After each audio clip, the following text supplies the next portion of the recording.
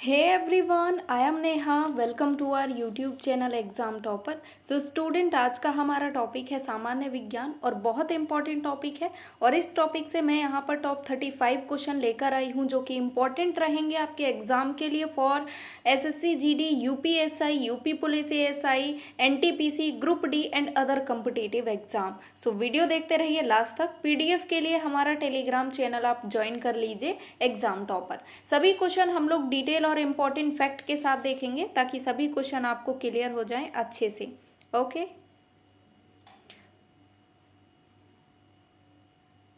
अभी सही है इसका फोन। तो फर्स्ट क्वेश्चन है, कच्चे फलों को कृत्रिम रूप से पकाने के लिए किस गैस का प्रयोग किया जाता है? तो करेक्ट आंसर यहाँ पर एथिलीन और एसिटिलीन हो जाएगा। डी ऑप्शन याद रख लेना है। जो कच्चे फल होते हैं जैसे कि आम या अदर भी कोई फ्रूट ले लीजिए आप, उनको पकने में जो सबसे महत्वपूर्ण जो गैसें होती हैं वो एथिलीन और एसिटिलीन होती हैं। ये आपको याद रख लेना है। चलिए अगला क्वेश्चन देखेंगे। किस धातु को वायु में रखने पर उस पर एक हरे रंग की परत जम जाती है? तो करेक्ट आंसर यहाँ पर हो जाएगा तांबा, ऑप्शन नंबर ए। चलिए इससे रिलेटेड जो डिटेल्स हैं वो हम देखेंगे। देखिए मैं यहाँ पर आज लिख कर लेकर आई हूँ क्योंकि कुछ लोग बोलते हैं कि मैम लिख कर लाइए तो ज़्यादा अच्छा रहेगा, तो आप लोग स्क्रीनशॉट भी ले सकते हैं।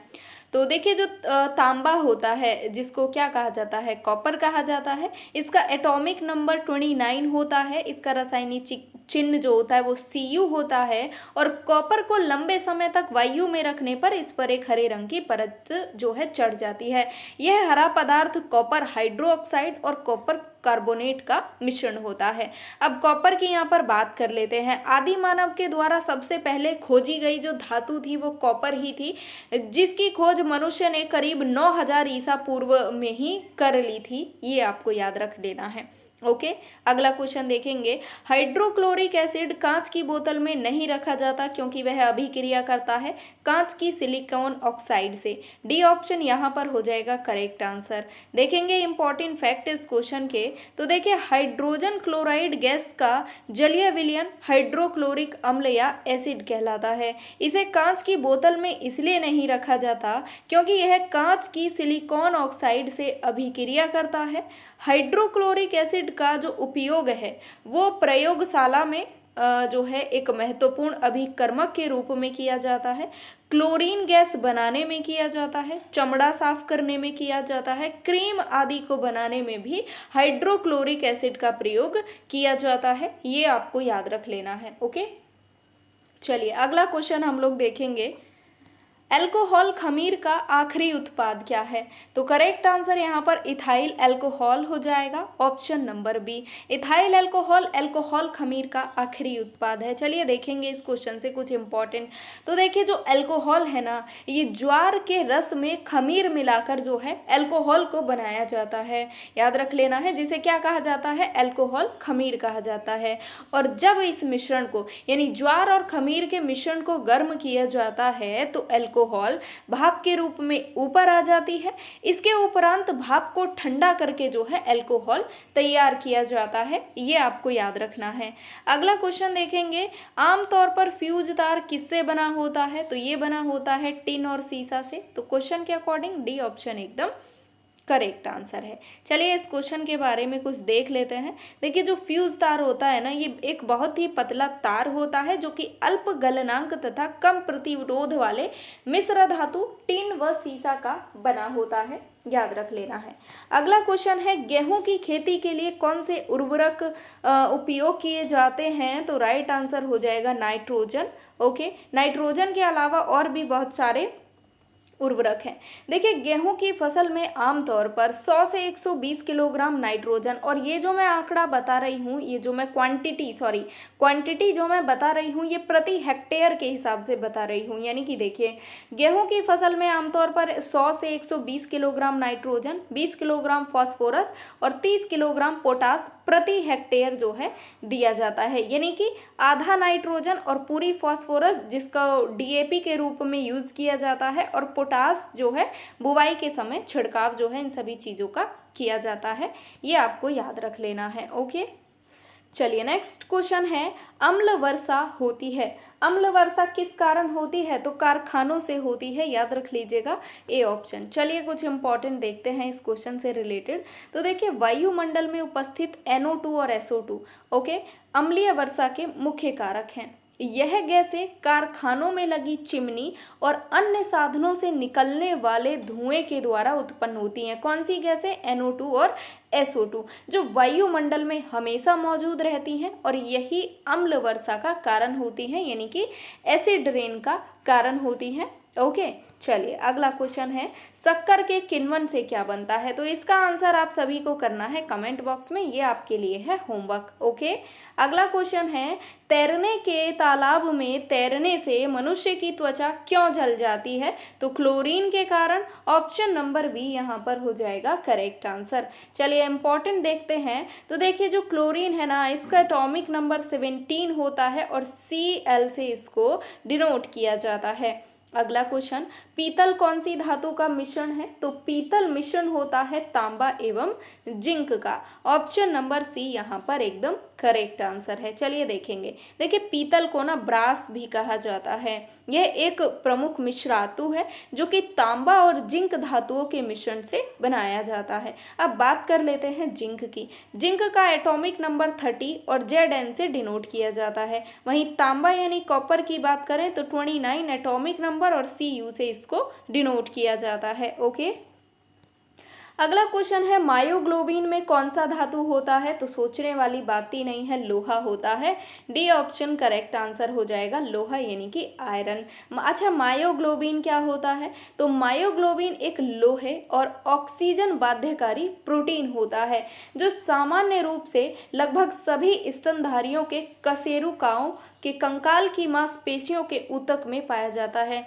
देखिए, सभी स्तनधारियों में जो कंकाल की मांसपेशियां होती हैं, जो उनमें जो टिश्यूज होते हैं, वहां पर मायोग्लोबिन प्रोटीन पाया जाता है। बात कर लेते हैं लोहे की, क्योंकि मायोग्लोबिन में कौन सी धातु पाई जाती है? लोहा।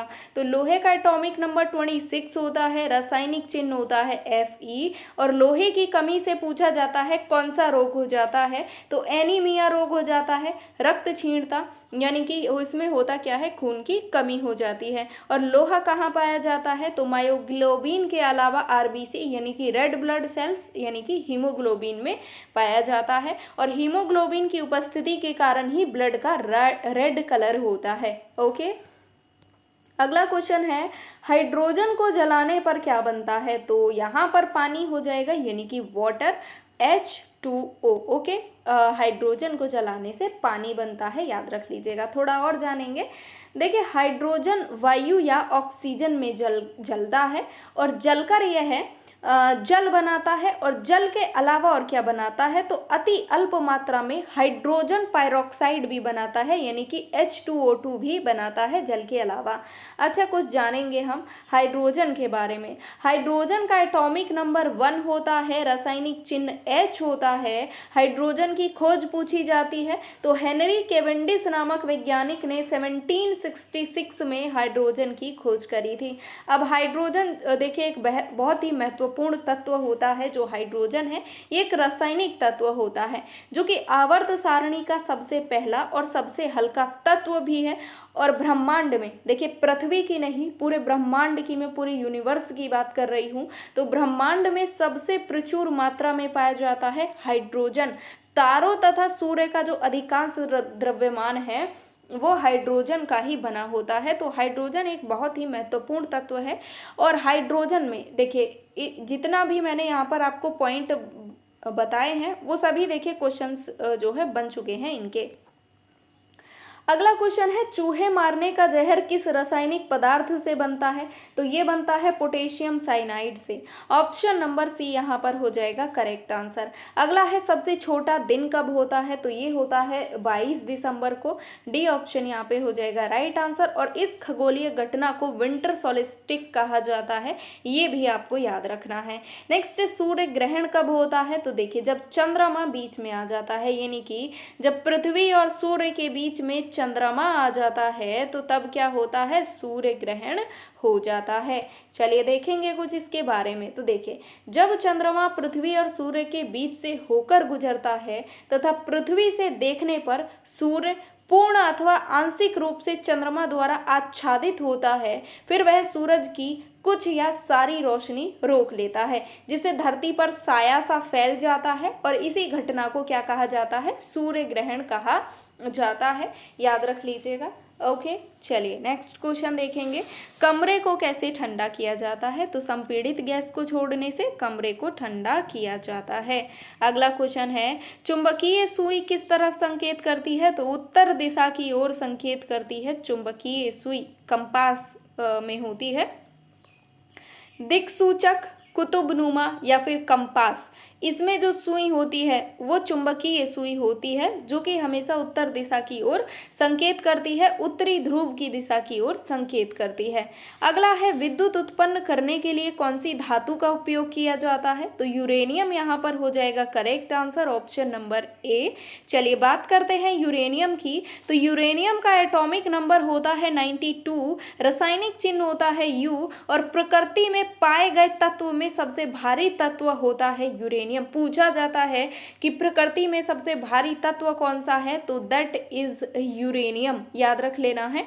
ओके, अगला क्वेश्चन, इनमें से जो रक्त दाब का मापक यंत्र है वो कौन सा है? तो वो है स्फिग्मोमैनोमीटर, बी ऑप्शन हो जाएगा राइट आंसर। चलिए बात करते हैं इस क्वेश्चन के बारे में। तो देखिए, जो सामान्य मनुष्य, जो एकदम स्वस्थ मनुष्य होता है ना, उसका ब्लड प्रेशर यानी कि रक्तचाप कितना होता है? तो 120/80 होता है। और इसी ब्लड प्रेशर को मापने के लिए रक्तचाप मापी या फिर स्फिग्मोमैनोमीटर का प्रयोग किया जाता है, जिससे कि हमारे ब्लड प्रेशर को नापा जाता है। अगला क्वेश्चन है, किस विटामिन में कोबाल्ट पाया जाता है? तो विटामिन B12 में कोबाल्ट पाया जाता है, और ये एकमात्र ऐसा विटामिन है जिसमें कोबाल्ट पाया जाता है। विटामिन B12 का केमिकल नेम होता है साइनोकोबालमीन या फिर कोबालमीन। ये एकमात्र ऐसा विटामिन है